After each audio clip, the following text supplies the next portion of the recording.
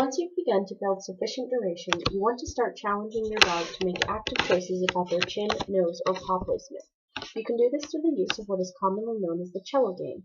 This game is played by moving your hand much in the way a musician moves their bow across the strings of a cello.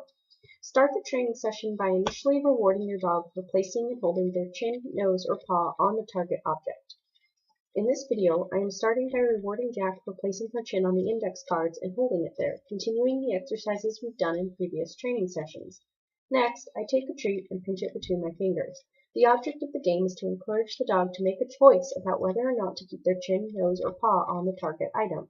In future training sessions, we want removal of the dog from the target object to signify a lack of consent, not a response to getting a treat. Because this is the first time we are doing this exercise, I'm rewarding Jack for close behavior. So she set her chin down on my leg after kind of waiting it out, and I rewarded that because it's pretty close to what I'm asking for, and the index cards are overall pretty close to my leg.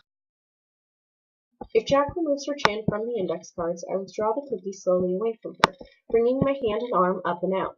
As soon as Jack puts her chin back on the index cards, I mark that. If Jack removes her chin from the index cards, I withdraw the cookie slowly away from her, bringing my hand and arm up and out. As soon as Jack puts her chin back on the index cards, I mark that behavior with the word yes and present her with the cookie.